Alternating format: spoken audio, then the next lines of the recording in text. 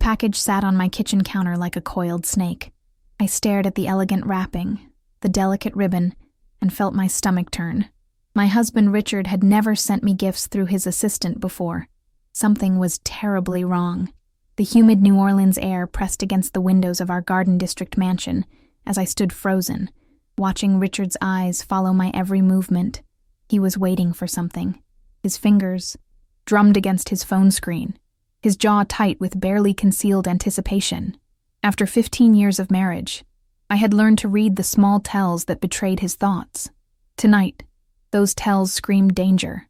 I had spent weeks watching our life unravel in slow motion, the late nights that stretched into early mornings, the phone calls he took in his car, the way he recoiled when I touched him, as if my presence disgusted him.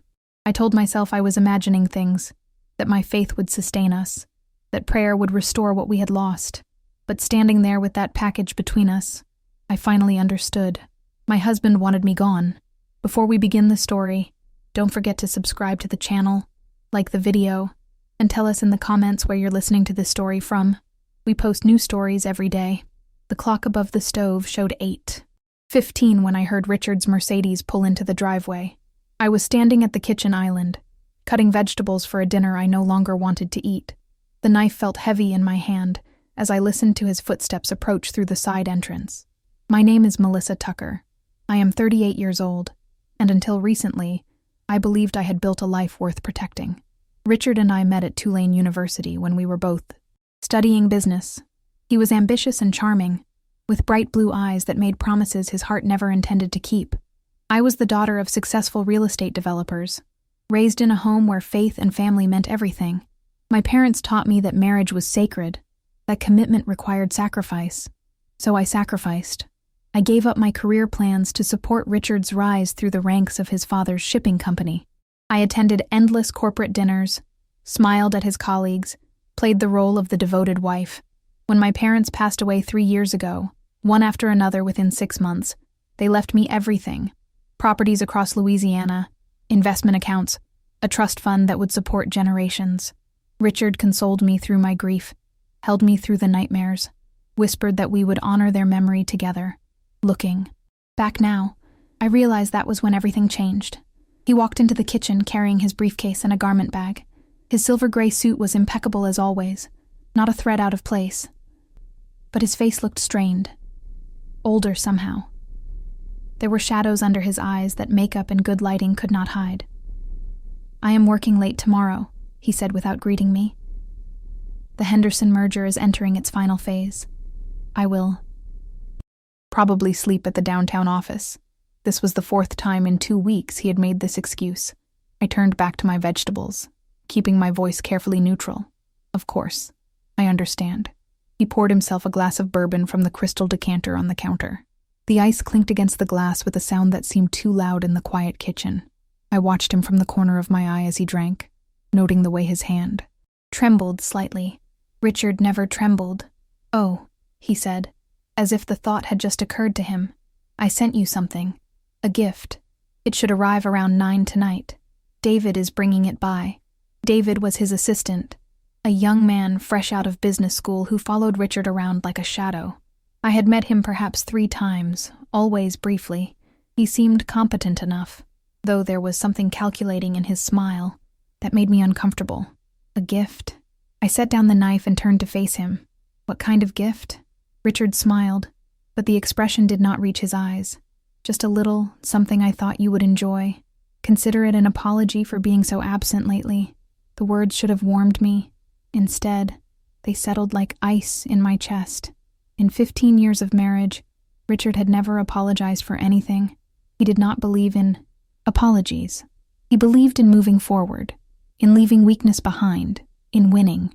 "That is very thoughtful," I said carefully. "Thank you." He finished his bourbon in one long swallow and set the glass down harder than necessary. "I need to make some calls. I will be in my study." I watched him walk away, noting the tension in his shoulders, the way he pulled his phone from his pocket before he even left the room.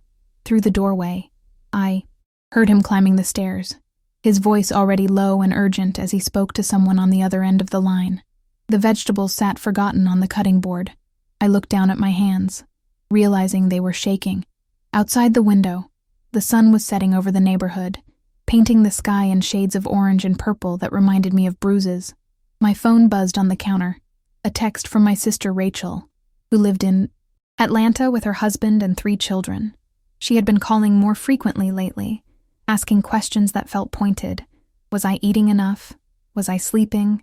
Did I need to talk about anything? I picked up the phone and typed a quick response.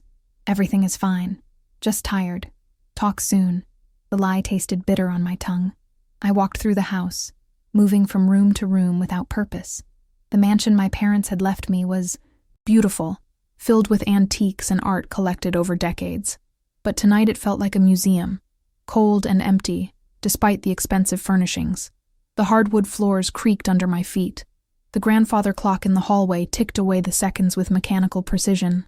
In the formal living room, I paused in front of the portrait my parents had commissioned 5 years before they passed. They stood together in their Sunday best, my father's hand on my mother's shoulder, both of them smiling with genuine warmth. They had loved each other deeply, completely. Their marriage was the kind people wrote stories about. I used to think Richard and I would build something similar. I used to believe that faith and commitment were enough to sustain anything. At 8:45, I returned to the kitchen and tried to resume making dinner, but my hands would not cooperate. I kept thinking about Richard's words, about the gift that was coming, about the strange tension in his voice when he mentioned it. The doorbell rang at exactly 9 o'clock. I wiped my hands on a dish towel and walked through the house to the front entrance. Through the beveled glass, I could see David standing on the porch, holding a large white box tied with an elaborate gold ribbon. He looked uncomfortable, shifting his weight from foot to foot. I opened the door. "Good evening, David." He startled slightly, as if he had not expected me to answer. "Good evening, Mrs. Tucker. I have a delivery from Mr. Tucker." He held out the box. It was heavier than I expected, and there was a faint smell coming from it, something floral and sweet, but underneath that, something else, something that made my throat tighten. "Thank you," I said, taking the box from him. "I will." "Let Richard know you delivered it safely." David nodded quickly, already backing away. "Have a good night, Mrs. Tucker." He practically ran back to his car, a sleek black sedan parked at the curb. I watched him drive away, then looked down at the box in my hands. The ribbon was silk, expensive. The box itself was from Belle Maison, an exclusive bakery in the French Quarter known for custom desserts and specialty items. I closed the door and carried the box back to the kitchen. The house was silent, except for the sound of my own breathing. Upstairs, I could hear Richard's voice, still on the phone, the words too muffled to make out, but the tone urgent. I set the box on the counter and stared at it. My hands reached for the ribbon, then stopped. Something in my chest was screaming at me not to open it, not to touch it, not to trust it. The kitchen clock ticked. Forward. 9:05, 9:06, 9:07. I heard footsteps on the stairs. Richard was coming down, his phone still pressed to his ear. He appeared in the doorway, his eyes immediately finding the white box on the counter. For just a moment, something flashed across his face. Anticipation, hunger, relief. Then his expression smoothed into casual interest. "It arrived? Good. You should try it while it is fresh." He hung up his phone and walked closer, watching me with an intensity that made my skin crawl.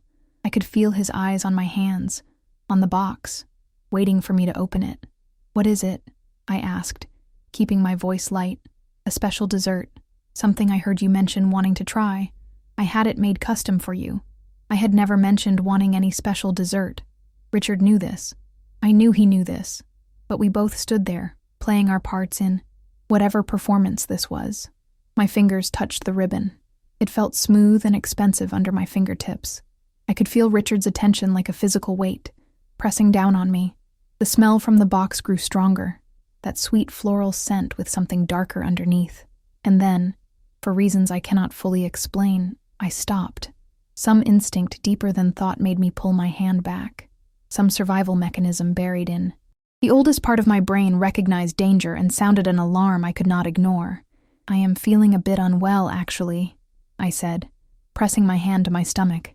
"Maybe I will try it tomorrow." Richard's face went perfectly still. "What do you mean unwell?" Just a headache. Possibly something I ate for lunch. I think I need to lie down. He took a step closer. You should try the dessert first. It might help. Sugar can be good for headaches. His insistence felt wrong. Everything about this moment felt wrong. I shook my head, backing away from the counter. I really think I need to rest. But thank you for the gift. It was very thoughtful. I turned and walked toward the stairs before he could protest further. Behind me, I heard him make a small frustrated sound, quickly suppressed. I did not look back.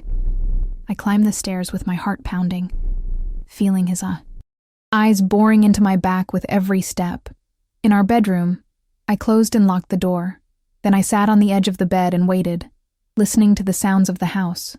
Downstairs, I heard Richard moving around the kitchen, glass clinking, a cabinet opening and closing, his phone ringing, his voice sharp as he answered. I pulled out my own phone and stared at it, my finger hovering over my sister's number. But what would I tell her? That my husband bought me a dessert, that I was afraid of a gift. Instead, I opened my messages and scrolled back through recent texts from Richard. They were brief and impersonal. Running late. At the office. Need to take a call. The messages of someone who viewed communication as an obligation rather than a connection. But then I found something else. A text from 2 weeks ago that I had overlooked at the time. It said simply, "Everything is arranged. Timeline confirmed. Details to follow." I had assumed it was about his business deal, the Henderson merger he was always discussing. But now, sitting in the darkening bedroom with my heart racing, I wondered what else it might mean. Outside, the streetlights flickered on, casting long shadows across the bedroom walls. I heard Richard's footsteps on the stairs again, slower this time. He paused outside the bedroom door. I held my breath, waiting. "Melissa." His voice was controlled, careful. "Are you feeling better?" "A little." I lied. "I think I just need sleep." There was a long pause. Then, "The dessert is in the refrigerator if you want it later. Do not let it go to waste. It was expensive." His footsteps retreated down the hall toward his study. I heard the door close, then the sound of his voice again, low and urgent on the phone. I lay back on the bed and stared at the ceiling, watching the shadows move across the crown, molding my mother had loved so much. The house settled around me with familiar creaks and groans, but nothing felt familiar anymore.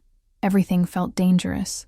The white box was downstairs in the refrigerator, waiting, and I knew with absolute certainty that I would never touch it.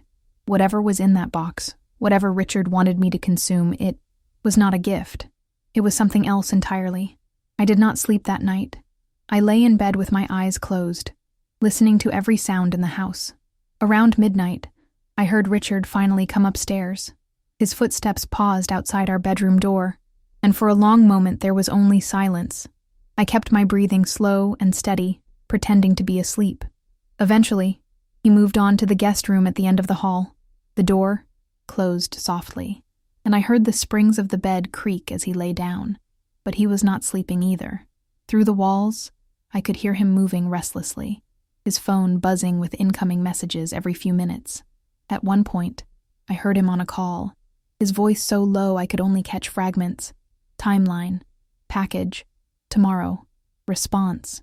The words meant nothing individually, but together they formed a pattern that made my blood run cold. When dawn finally broke over New Orleans, painting the bedroom in shades of pale gray and gold, I got up and showered. I dressed carefully in a simple navy dress, applied minimal makeup, and pulled my hair back in a neat bun. In the mirror, I looked like myself, but the woman staring back at me had different eyes, harder eyes that had seen something true about her life and could not unsee it. Downstairs, Richard was, already in the kitchen, dressed in another impeccable suit. He looked terrible. His face was haggard, his eyes bloodshot. He was drinking coffee and staring at his phone with an expression I had never seen before. It took me a moment to identify it. Fear. "Good morning," I said quietly. He jerked his head up, and for just a second, I saw something raw cross his face. Then the mask slammed back into place. "Good morning. How are you?" "Feeling much better. The headache is gone." He glanced toward the refrigerator, where the white box sat untouched on the middle shelf. I had checked it earlier while he was still in the guest room.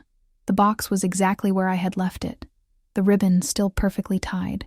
"You should really try that dessert today," he said, his voice tight. "It will not keep much longer." "Perhaps later," I replied, moving to make myself coffee. "I have some errands to run this morning." This was a lie. I had nowhere to go, but I needed to be out of this house, away from Richard's watchful eyes and the toxic atmosphere that had settled over us like fog from the Mississippi River. "What errands?" he asked sharply. "Just some shopping, personal items, nothing interesting." He set down his coffee cup with a sharp click.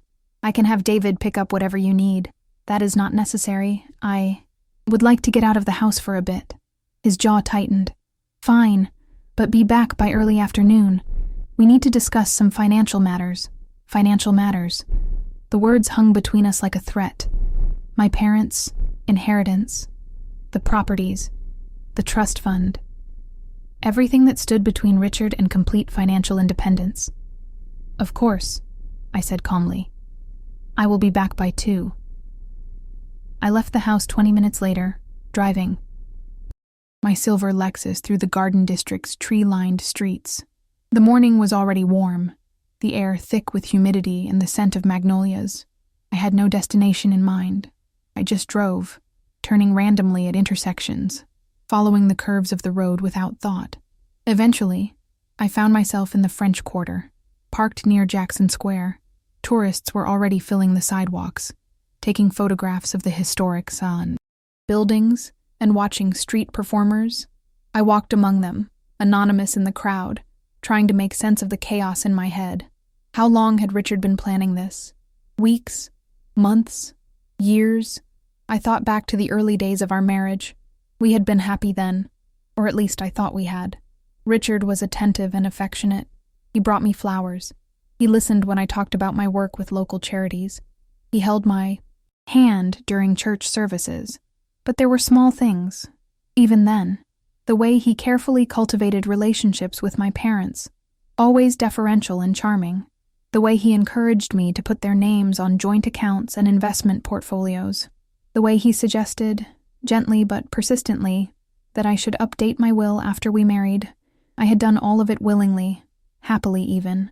I trusted him. I loved him. I believed we were building a future together. My phone rang, shattering my thoughts. Rachel's name flashed on the screen. I answered. "Hello, Melissa." Her voice was tight with concern. "I have been trying to reach you for days. Are you okay?" "I am fine. Just busy." "You do not sound fine. You sound exhausted. What is going on with you?" I stopped walking and leaned against the iron railing surrounding the square. Around me, tourists laughed and took photographs. A street musician played jazz on a battered saxophone. Life continued, normal and bright, while my own world crumbled. "Rachel," I said quietly, "can I ask you something?" "Of course. Anything. Did you ever trust Marcus completely? From the very beginning?" There was a pause. Marcus was her husband, a pediatrician she had met during medical school. They had one of those relationships that seemed effortless, built on mutual respect and genuine affection. "What do you mean?" she asked carefully. "I mean, did you ever wonder if he was with you for the right reasons? Did you ever question his motives?" Another pause, longer this time. "Melissa, what is Richard doing?" The question was direct, cutting through all my careful deflections. I closed my eyes and felt tears threatening to spill over. I had not cried in months, not since my mother passed. But now the grief and fear and anger were rising up like a wave, threatening to drown me. "I do not know," I whispered, "but I think it might be something terrible." Rachel's voice sharpened. "Are you in danger? Do you need me to come there?" "No, not yet. I just need to figure some things out." "Melissa, listen to me. If you think Richard is planning to hurt you, you need to call the police right now. You need to get somewhere safe. I cannot prove anything. I just have this feeling. Feelings are valid. Your instincts are telling you something is wrong, and you need to listen to them. Please, I will be careful. I promise. But I need to handle this my own way." We talked for a few more minutes, with Rachel extracting promises that I would check in daily and call her immediately if anything escalated. When I hung up, I felt simultaneously better and worse. Better because Someone else knew something was wrong. Worse, because saying it out loud made it real. I walked back to my car and sat in the driver's seat, watching the activity on the street. A young couple strolled past, holding hands and laughing. They looked so carefree, so unburdened by the weight of broken trust and shattered illusions. My phone buzzed with a text from Richard. "Where are you? We need to talk." I did not respond immediately. Instead, I opened my banking app and started reviewing our accounts. Everything was joint, just as Richard had suggested years ago. It made things simpler, he had said. It showed trust. But as I scrolled through the transactions, I noticed patterns I had never paid attention to before. Large transfers to accounts I did not recognize. Regular payments to an address in the warehouse district. Cash withdrawals that seemed excessive even for Richard's expensive tastes. I opened a new browser window and searched for the warehouse district address. It pulled up a luxury apartment building, the kind with floor-to-ceiling windows and rooftop pools. Monthly rent started at $4,000. My hands started shaking again. I forced myself to breathe slowly, to think clearly. Richard was paying for an apartment I knew nothing about, an apartment that could only mean one thing. There was someone else. The realization should have surprised me, but it did not. It explained everything. The late nights, the emotional distance, the way he flinched when I touched him. He had found someone else, someone he wanted more than he wanted me, but that still did not explain the gift. If Richard wanted a separation, why not just ask for one?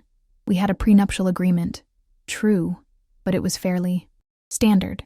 He would leave with what he brought into the marriage, and I would keep my inheritance.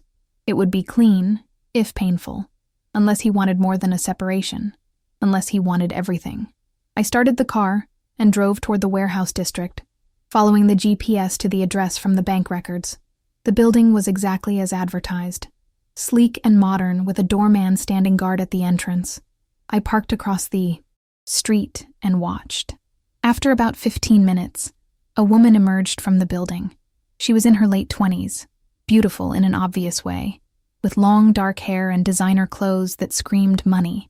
She walked with confidence, checking her phone as she headed toward a red sports car parked at the curb. I took a photograph of her, then of her license plate. I did not know what I would do with this information, but I needed it. I needed proof of what I already knew in my gut. The woman drove away, and I sat there for another hour, watching people come and go from the building, professionals heading to work, delivery people bringing packages, a maintenance worker arriving with tools. My phone buzzed again. Richard, more insistent this time. Melissa, answer me. Where are you? I looked at the message and made a decision. I started typing. Running late. Will. Be home by 3. Then I drove to a storage facility on the outskirts of the city. I rented a unit under my maiden name and paid cash for 6 months. Inside that unit, I placed copies of all the financial documents I had downloaded from our accounts. I added the photographs of the woman and the apartment building. Then I wrote out everything I could remember from the past few months. The timeline of Richard's behavior, the suspicious messages, the gift that smelled wrong. It felt paranoid and dramatic, but it also felt necessary. By the time I returned home, it was nearly 3:30. Richard's car was in the driveway, and I could see him pacing in his study through the second-floor window. When I walked through the front door, he appeared at the top of the stairs immediately. "Where have you been?" His voice was sharp with barely controlled anger. "I told you." "Running errands. For 6 hours. I stopped to have lunch. I needed time to think." He came down the stairs quickly, his face flushed. "Think about what?" I met his eyes and saw something dangerous there. Something desperate. About us. Richard. About our marriage. About where we go from here. He stopped 2 steps from the bottom, his hand gripping the banister so hard his knuckles turned white. "What are you talking about?" "I am talking about the fact that you have been pulling away from me for months, that you are never home, that when you are home, you can barely look at me." His expression shifted, became calculating. "I have been under a lot of pressure at work. The merger is complicated.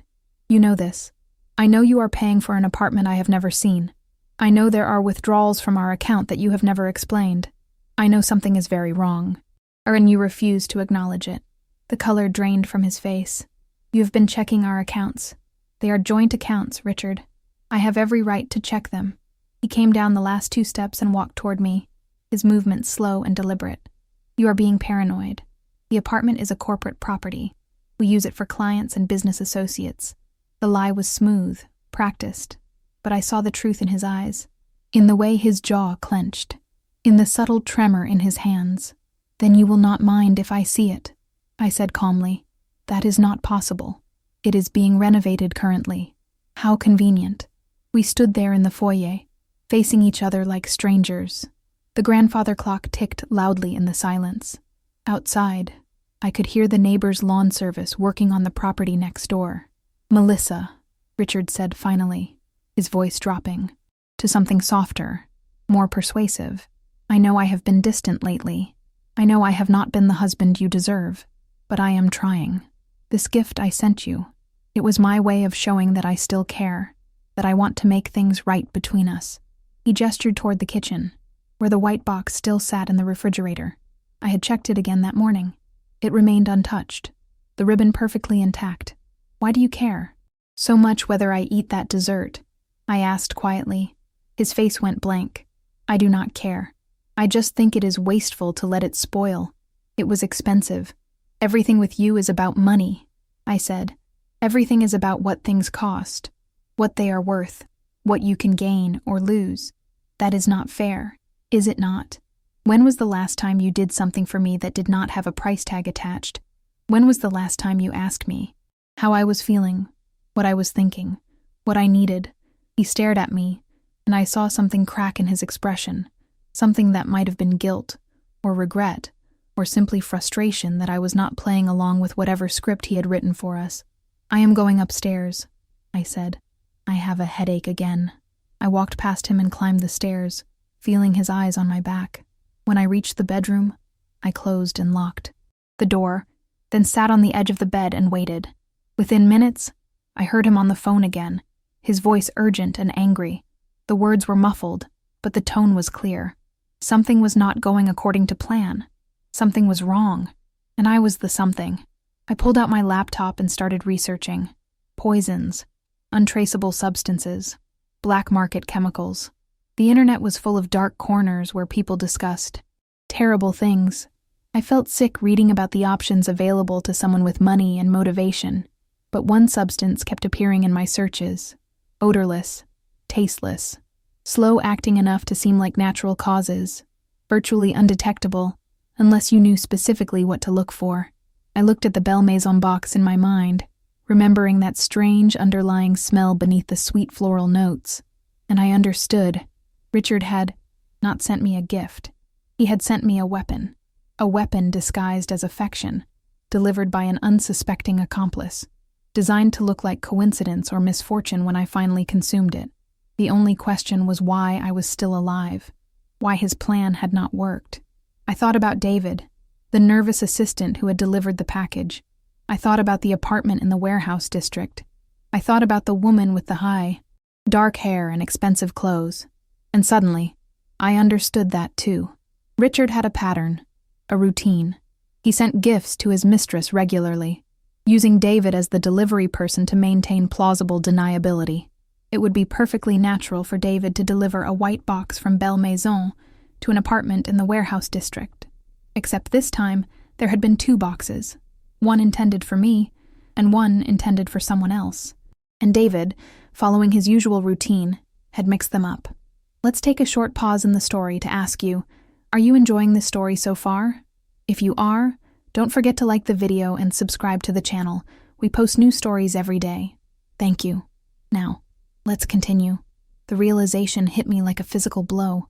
I sat on the bed, staring at nothing, as the pieces fell into place with horrible clarity. David had not made a mistake out of carelessness. He had made a mistake out of habit. He was used to delivering packages to the apartment. He was used to taking gifts from Richard to his mistress. It was routine. So when Richard handed him 2 boxes that night, one marked for his wife and one for his lover, David's autopilot took over. He delivered the poisoned package to the wrong address. My hands were shaking so badly I had to clasp them together. I stood up and walked to the window, looking out at the quiet street below. The afternoon sun cast long shadows across the perfectly manicured lawns. Everything looked so normal, so peaceful. But inside this house, Inside my marriage, everything was poison. I needed proof, not just suspicions and internet research. I needed something concrete, something undeniable. My phone buzzed, a text from an unknown number. I opened it, my heart pounding. Mrs. Tucker, this is David. I need to speak with you urgently. Can we meet somewhere private? Please do not tell Mr. Tucker. I stared at the message for a long moment. It could be a trap. Richard could have put David up to this, trying to gauge what I knew or how I would react. But something in the desperate tone of the message felt genuine. I typed back, "When and where?" The response came immediately. "Coffee shop on. Magazine Street. The one near the bookstore. 30 minutes. I will be there." I grabbed my purse and headed downstairs. Richard was still in his study with the door closed. I could hear his voice, still on the phone, still agitated. I slipped out the side door and got into my car, backing out of the driveway as quietly as possible. The drive to Magazine Street took 15 minutes. I parked 2 blocks away from the coffee shop and walked the rest of the distance, checking over my shoulder to make sure no one was following me. The paranoia felt absurd and completely justified at the same time. David was already there, sitting at a corner table with 2 untouched cups of coffee in front of him. He looked worse than Richard had that morning. His face was pale, his eyes red-rimmed, and his hands trembled as he gestured for me to sit down.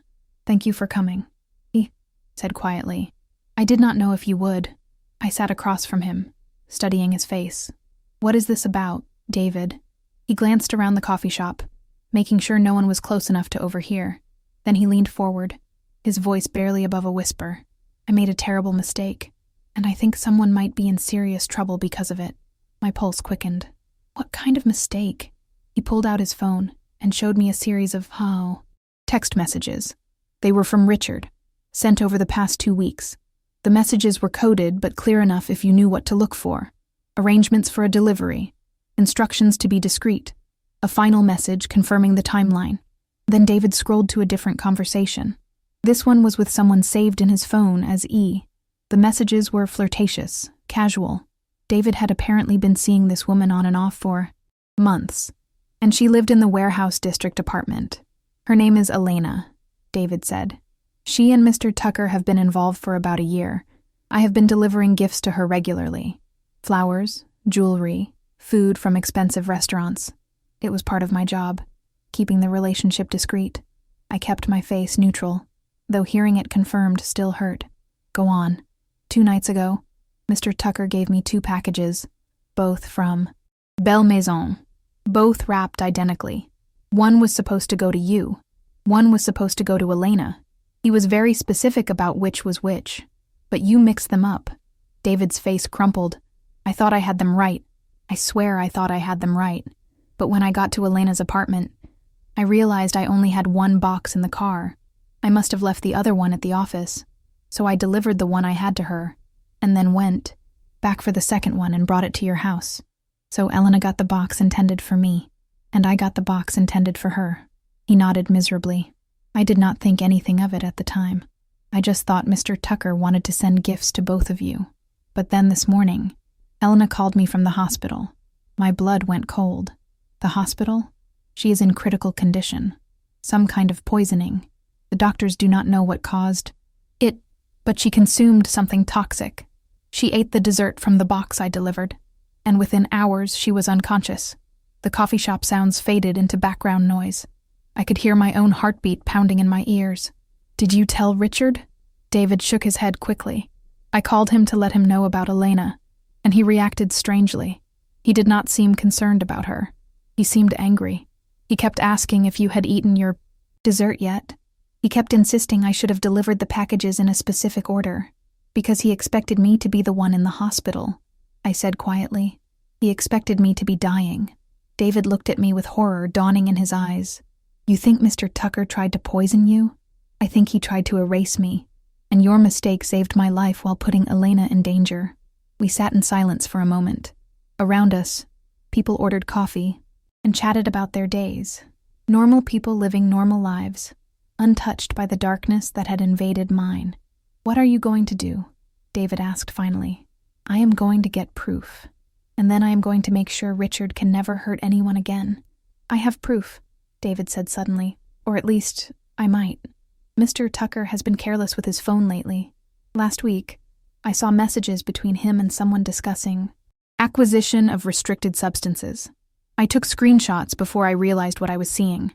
He pulled up the images on his phone and showed them to me. The messages were damning.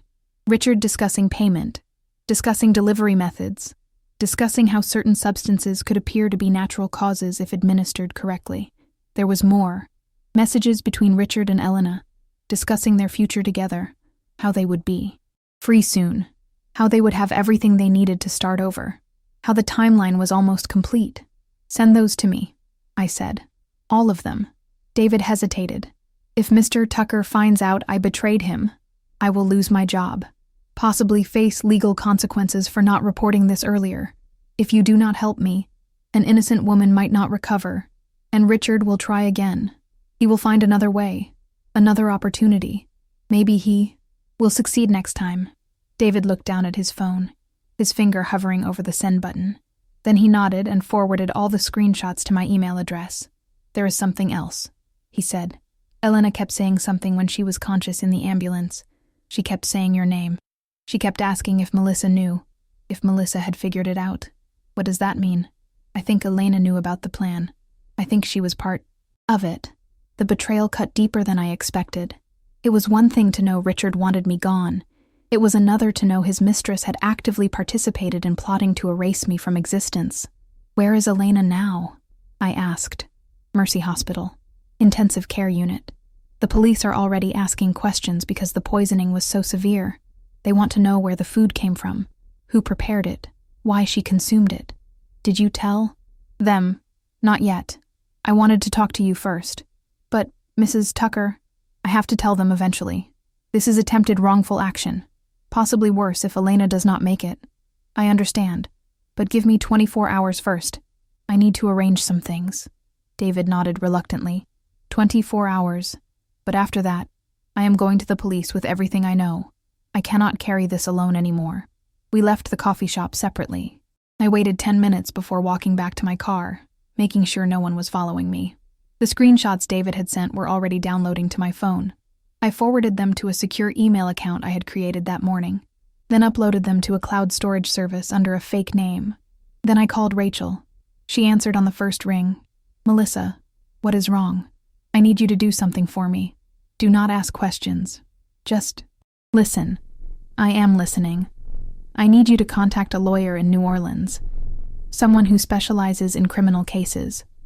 Someone who is not connected to Richard or his family in any way. Can you do that? Melissa, you are scaring me. Good. You should be scared. I am terrified. But I need help. And I need it from someone I can trust completely. Rachel's voice steadied. Give me 2 hours.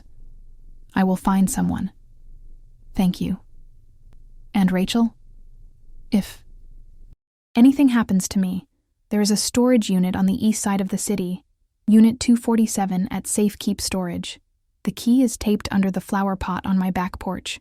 Everything you need to know is in that unit. Nothing is going to happen to you, Rachel said firmly. We are not going to let it. When I hung up, I sat in my car for a long moment, trying to gather my thoughts. The late afternoon sun was slanting through the windshield, warm on my face. I thought about my parents, about the faith they had raised me with, about the values they had instilled. They had taught me to turn the other cheek, to forgive, to trust in goodness. But they had also taught me to stand up for what was right, to protect the innocent, to fight against cruelty and injustice. And there was nothing righteous about letting Richard get away with this. I drove back to the house. I am parking in my usual spot. Richard's car was still in the driveway. The house looked exactly as I had left it, serene and beautiful in the golden afternoon light. I walked through the front door and found Richard in the kitchen. He was standing at the counter, staring at the white box in the refrigerator with an expression of pure frustration. You are home, he said without turning around. Did you have a productive afternoon? Very productive, I replied. I learned quite a bit, actually. He turned to face me, his eyes searching my face for clues. About what? About trust. About betrayal. About how people are capable of terrible things when they want something badly enough. His expression shifted, became guarded. That is quite philosophical. I walked to the refrigerator and pulled out the white box. Richard tensed, his entire body going rigid. I set the box on the counter between us and untied the ribbon slowly, deliberately. Inside was an elaborate chocolate torte, decorated with edible flowers and gold leaf. It looked expensive and beautiful. It also smelled exactly like the scent I had noticed before, sweet and floral, with something darker underneath. "This looks delicious," I said. "You went to a lot of trouble. I wanted you to have something special." I picked up a fork from the drawer and cut into the torta. The interior was rich and dark, layered with cream and fruit. I lifted a piece on the fork and held it up, watching Richard's face carefully. His eyes were locked on the fork. Sweat beaded on his forehead. His breathing had become shallow and rapid. "Are you going to try it?" he asked, his voice strained. "I think you should try it first," I said. "After all, you ordered it specially. You should make sure it meets your standards." I held the fork out toward him. He took a step back, his face going pale. "I am not hungry," he said quickly. "Neither am I," I replied. "In fact, I think I will save this for someone who would really appreciate it. Maybe the police forensics lab would like to examine it." The color drained completely from Richard's face. "What are you talking about?" "I am talking about Elena. I am talking about the apartment you have been paying for. I am talking about the messages you sent arranging for restricted substances. I am talking about attempted wrongful action." Richard's mouth opened and closed, but no sound came out. Then his expression hardened, became cold and calculating. "You cannot prove anything." I pulled out my phone and showed him the screenshots David had sent. "You discussed payment for poison. You coordinated a delivery timeline. You sent 2 packages through your assistant Warsaw, intending one for your wife and one for your mistress. But David mixed them up. Elena got the box meant for me. She is in intensive care right now, fighting for her life because she consumed what was meant to end mine." Richard stared at the phone, then at me. For the first time since I had known him, he looked genuinely afraid. "That is not what happened. You are misunderstanding everything." Then, "Explain it to me. Explain why your mistress is in the hospital after eating a dessert you sent her. Explain why you have been so insistent that I consume this torte. Explain the messages about timelines and arrangements and being free soon." He ran his hand through his hair, his composure crumbling. "You do not understand the pressure I have been under. The company is failing. Your inheritance is the only thing keeping us afloat. I needed access to those funds. So you decided to take me out of the equation entirely. How long have you been planning this, Richard?" "Months, years." He sank into a chair, his head in his hands. "I never wanted to hurt you, but Elena and I, we have something real, something I never had with you. And the money, it would give us a fresh start. A fresh start built on my end," I said quietly. "You were willing to watch me suffer and pass just so. You could run away with your mistress and my parents. Money. It was not supposed to be like this," he whispered. "The delivery was not supposed to get mixed up. You were supposed to eat the dessert. It was supposed to look natural. No one would have questioned it, except I did not eat it. My instincts told me something was wrong, and I listened to them." Richard looked up at me, and I saw something broken in his eyes, something that might have been remorse, or simply regret that his plan had failed. "What are you going to do now?" "I am going to call the police. I am going to give them every piece of evidence I have collected, and I am going to make sure you face consequences for what you tried to do." His face hardened again. "You will regret this. My family has connections, lawyers, influence. You will never make this stick. Your family's influence cannot erase forensic evidence. It cannot explain away Elena in the hospital. It cannot make those messages disappear." I pulled out my phone and dialed. Richard lunged toward me, trying to grab the phone from my hand, but I was faster. I stepped back and held up my other hand in warning. "Do not touch me," I said coldly. "You have done enough." The phone rang twice before someone answered. "New Orleans Police Department. How can I help you?" "I need to report an attempted crime," I said, keeping my eyes locked on Richard's face. "My husband tried to poison me." The police arrived within 15 minutes. 2 uniformed officers followed by a detective in plain clothes. A woman in her 40s with sharp eyes and a no-nonsense demeanor. She introduced herself as Detective Patricia Morrison and asked if we could speak somewhere private. Richard sat on the sofa in the formal living room, his lawyer already on speakerphone barking instructions. Do not say anything. Do not admit anything. I will be there in 20 minutes. Detective Morrison took me to the dining room, closing the French doors behind us. She set a recording device on the table between us and asked me to start from the beginning. I told her everything. The emotional distance that had grown between Richard and me over the past year. The mysterious apartment. Payments. The white box delivered by David. My instinct not to consume it. The discovery of Richard's relationship with Elena. David's confession about mixing up the packages. The screenshots showing Richard's arrangements to acquire restricted substances. Detective Morrison listened without interrupting, taking notes in a small leather notebook. When I finished, she looked up at me with an expression that was both sympathetic and professionally skeptical. These are serious allegations, Mrs. Tucker. Do you understand that? I understand completely, and I have evidence to support every claim. I showed her my phone, scrolling through the screenshots David had sent. I showed her the bank records documenting the apartment payments. I gave her David's contact information so they could interview him directly. And the dessert? Detective Morrison asked. You still have it? It is in the kitchen refrigerator, untouched except for the small piece I cut to show Richard. We will need to take that for analysis. We will also need to speak with the woman in the hospital. Elena, you said. Elena, I do not know her last name, but she is at Mercy Hospital in intensive care. David can give you more information about her. Detective Morrison nodded, making more notes. Mrs. Tucker, I need to ask you this directly. Is there any possibility you are misinterpreting your husband's actions? Any chance this could be a misunderstanding? I met her eyes steadily. My husband paid for poison. He arranged for it to be delivered disguised as a gift. When I did not consume it, he became agitated and insistent.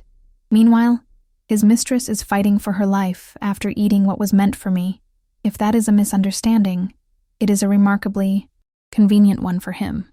Fair point, Detective Morrison said. She stood and opened the French doors. Officers, please secure the dessert from the kitchen as evidence, and I need someone to escort Mr. Tucker to the station for questioning. Through the doorway, I could see Richard on his feet, his face flushed with anger. His lawyer was still shouting instructions through the phone. You cannot take my client without a warrant. This is harassment. I will have your badge for this. Detective Morrison walked into the living room calmly. Mr. Tucker, we have reasonable suspicion that you may be involved in an attempted poisoning. You can come with us voluntarily for questioning, or we can obtain a warrant and make this significantly more complicated for everyone involved. Your choice. Richard looked at me, and I saw pure hatred in his eyes. This is what you want. To destroy everything we built together. You destroyed it yourself, I said quietly. I am just making sure there are consequences. His lawyer finally arrived, a sleek man in an expensive suit who immediately began negotiating terms. Richard would go to the station voluntarily. He would answer questions with counsel present, but he was asserting his right to remain silent on any matters that might incriminate him. As they led Richard out to the police car, he turned back one last time. You will pay for this, Melissa. I promise you that. I watched them drive away, feeling strangely numb. The house was suddenly quiet, except for the sound of crime scene technicians photographing the kitchen and carefully packaging the white box into an evidence bag. Detective Morrison returned to the dining room. We are going to need you to come to the station as well to make a formal statement. Can you do that now? Yes. Let me just make a phone call first. I called Rachel and told her what had happened. She was simultaneously relieved and terrified. The lawyer I found is named Thomas Reynolds. He is one of the best criminal attorneys in Louisiana. I already spoke with him about your situation. He is waiting for your call. Thank you, Rachel. I do not know what I would do without you. You will never have to find out. I am booking a flight to New Orleans tonight. I will be there by morning. You do not have to do that. Yes, I do. You are my sister, and you are not going through this alone. At the police station, I spent 3 hours giving my statement. Detective Morrison asked detailed questions about every aspect of my marriage, every suspicious behavior, every financial transaction. She was thorough and relentless, but not unkind. In another room, I knew Richard was being questioned as well. His lawyer would be coaching him through every answer, telling him what to say and what to omit. But the evidence was damning. The messages, the financial records, David's testimony, Elena's condition. Around 9 that evening, Detective Morrison came to find me. We analyzed the dessert. The lab rushed the initial tests given the circumstances, and it was laced with a restricted substance, specifically a compound designed to cause organ failure that mimics natural causes. The amount in that tort would have been lethal if consumed fully. Even a few bites would have caused serious harm. I felt the room tilt slightly. So if I had eaten it that night when it arrived, you would likely be in the same condition as Elena, or worse, depending on how much you consumed. What about Elena? How is she doing? Detective Morrison's expression softened. Not well. She is on life support. The doctors are not optimistic about her recovery. The poisoning was severe, and she consumed a significant portion of the dessert before realizing something was wrong. Does she know what happened? Does she understand that Richard did this to her? She has been in and out of consciousness, but when she is lucid, she has been asking for him. She apparently believes it was an accident, that someone else must have tampered with the food. She does not know he meant it for me. We have not told her yet. Given her condition, we wanted to wait until she was more stable. I sat back in the chair, processing this information. Elena was Richard's partner in planning my demise, yet she was also his victim. She had participated in plotting to take everything from me, and in return, she had lost everything herself. What happens now? I asked. We are holding your husband for questioning. Based on the evidence, we will likely charge him with attempted wrongful action and conspiracy. If Elena does not recover, those charges could become more serious. We are also investigating the source of the restricted substance and anyone else who might have been involved in the acquisition or delivery. What about David? David is cooperating. Fully. Given that he was unaware of the true nature of the packages and came forward voluntarily with evidence, he will likely face minimal consequences, possibly none if he continues to assist with the investigation. Detective Morrison handed me her card. You should go home and get some rest. This is going to be a long process. The investigation, the trial, the media attention. You need to take care of yourself. I drove home through the dark streets of New Orleans, my mind racing. The house was exactly as I had left it, except now there was yellow crime scene tape across the kitchen and evidence markers where the technicians had photographed everything. I walked through the rooms, seeing them differently now. This was not my home anymore. It was a crime scene, a monument to betrayal and broken trust. Every beautiful piece of furniture, every carefully chosen decoration, every photograph on the wall felt tainted by what had happened here.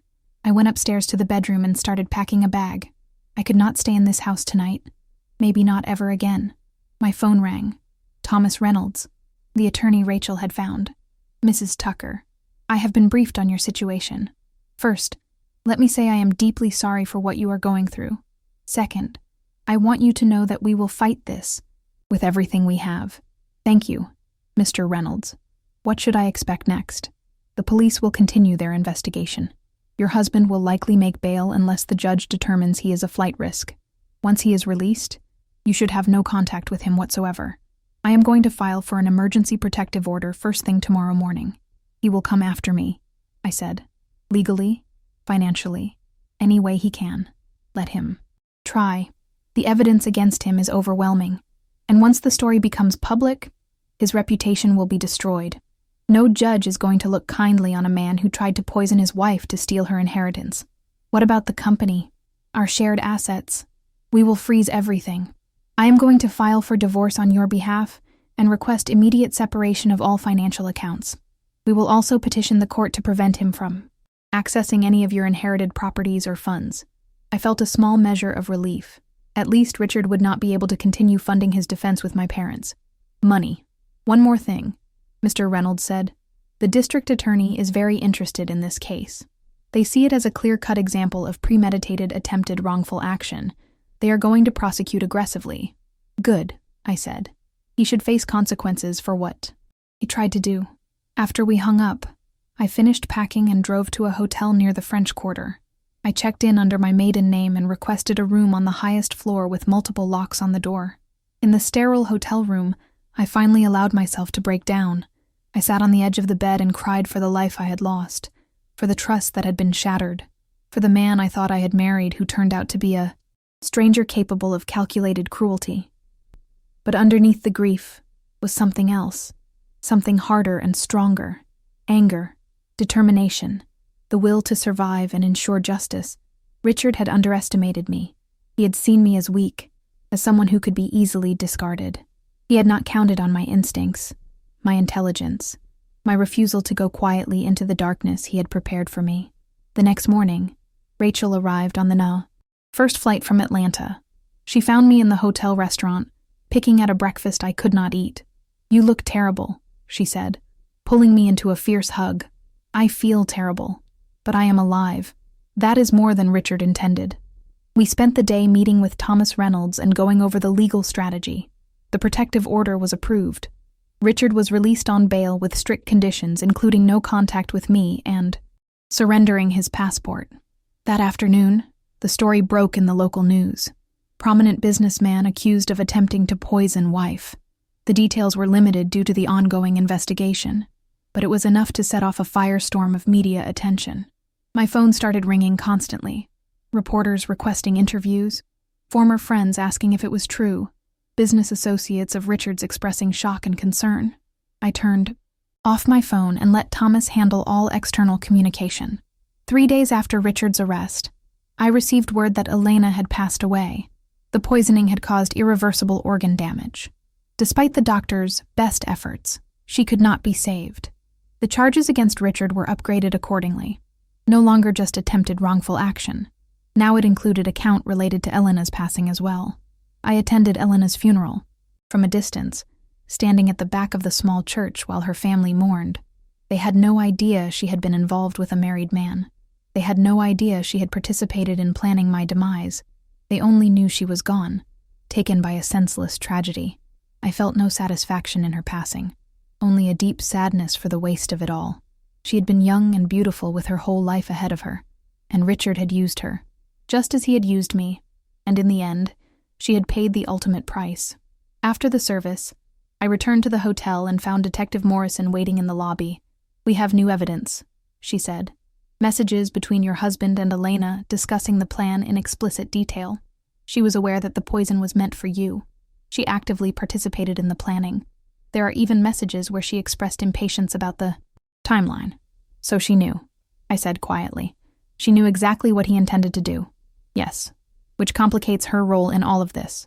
She was both victim and co-conspirator. Can you charge someone who has passed?" "No, but it strengthens the case against your husband. It shows premeditation and conspiracy. It demonstrates that this was not a momentary lapse in judgment, but a calculated plan to end your life." I nodded, processing this information. How is Richard handling all of this? Detective Morrison's expression hardened. He is claiming Elena acted alone, that she obtained the poison and sent the desserts herself as part of some scheme he was unaware of. He is attempting to paint himself as another victim. That is absurd. The messages prove otherwise. I know, but his lawyers are good. They are going to fight every piece of evidence, challenge every witness, try to create reasonable doubt wherever possible. "Then we fight back harder," I said. "We make sure the truth comes out. We make sure he cannot hurt anyone else." Detective Morrison smiled slightly. "I like your spirit, Mrs. Tucker, and I promise you, we are going to do everything in our power to make sure justice is served." That night, alone in my hotel room, I thought about the woman I had been a week ago, the woman who trusted her husband, who believed in the sanctity of marriage, who thought love and faith could overcome anything. That woman was gone. In her place was someone harder, someone who understood that evil could wear a familiar face, that betrayal could come from the person sleeping beside you, that survival sometimes required you to fight back with everything you had. Richard had tried to erase me, but I was still here, still breathing, still standing, and I would make sure that when this was over, the whole world knew exactly what he had tried to do. Let's take a short pause in the story to remind you to like the video, subscribe to the channel, and tell us in the comments where you're listening to this story from. We post new stories every day. Thank you. Let's continue. The trial began 6 months after Richard's arrest. 6 months during which I had rebuilt my life piece by piece. I moved out of the Garden District mansion and into a modest apartment in the Marigny neighborhood. I could not bear to live in that house anymore, surrounded by memories of a marriage that had been built on lies. Rachel stayed with me for the first month, helping me sort through the wreckage of my life. We went through financial documents, legal papers, photographs from happier times that now felt like evidence of my own blindness.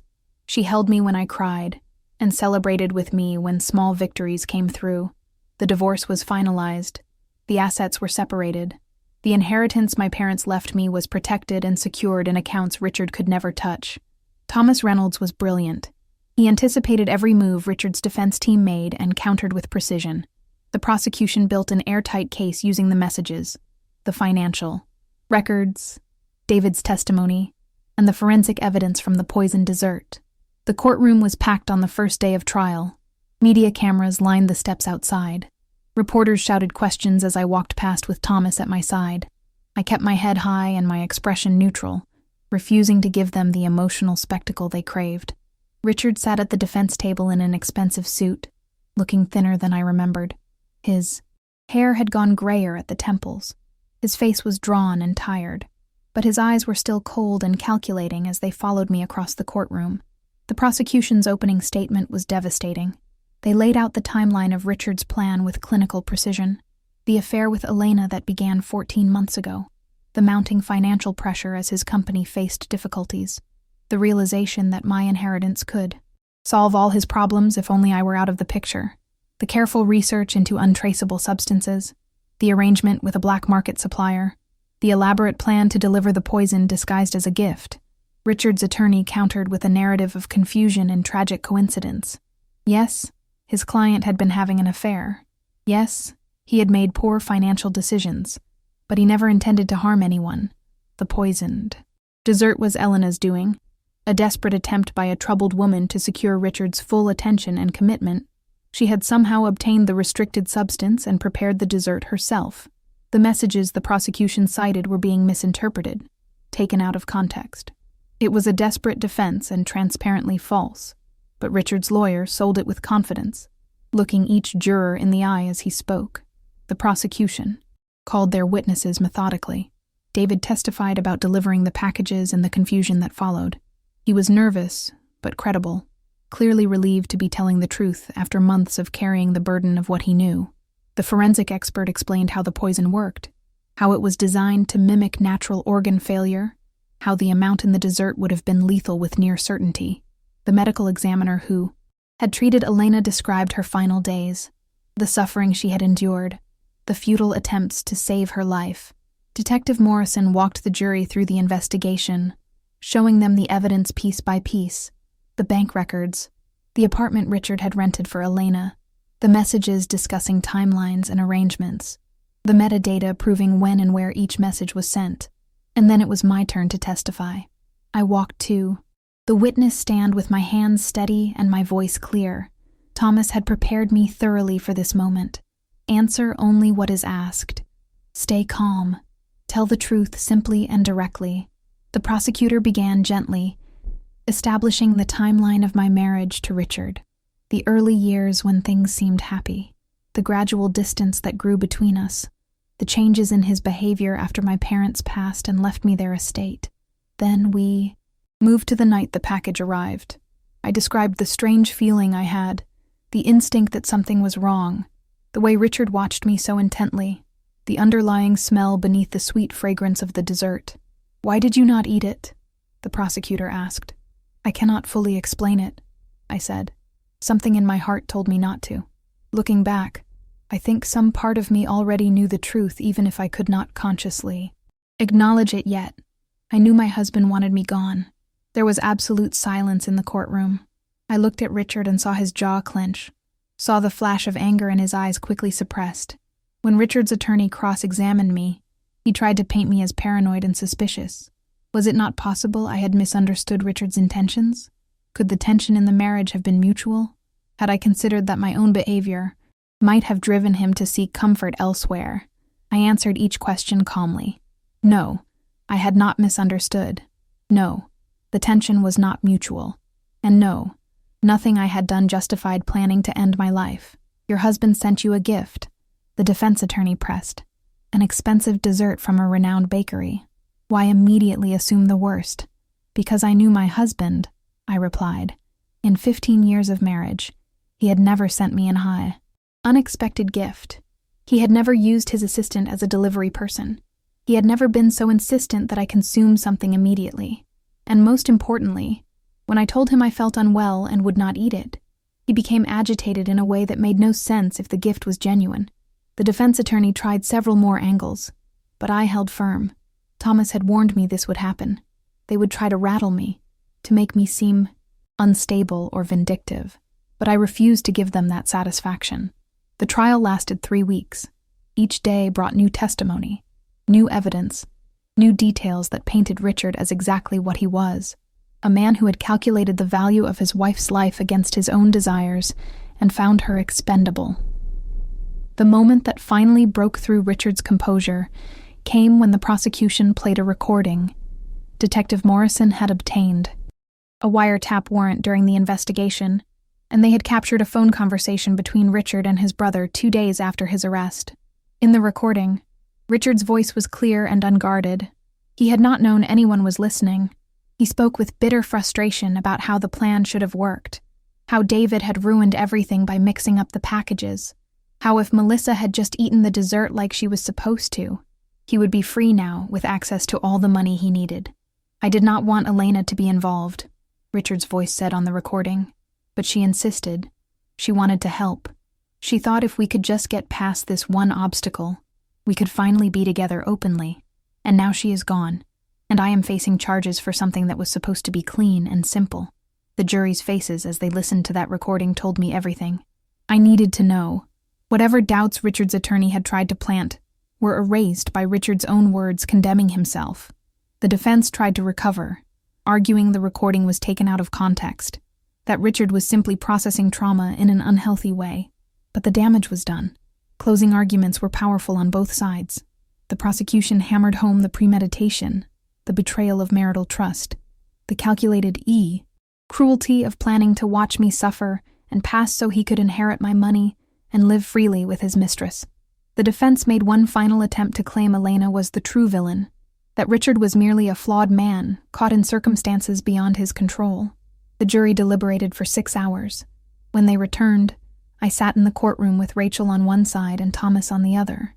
My hands were folded in my lap, my back straight, my expression calm.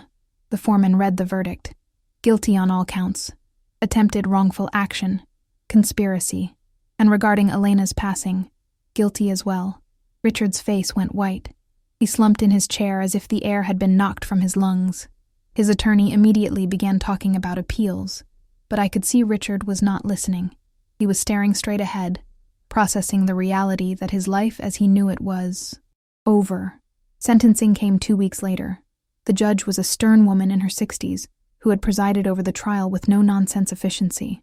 She looked at Richard with clear disgust as she spoke.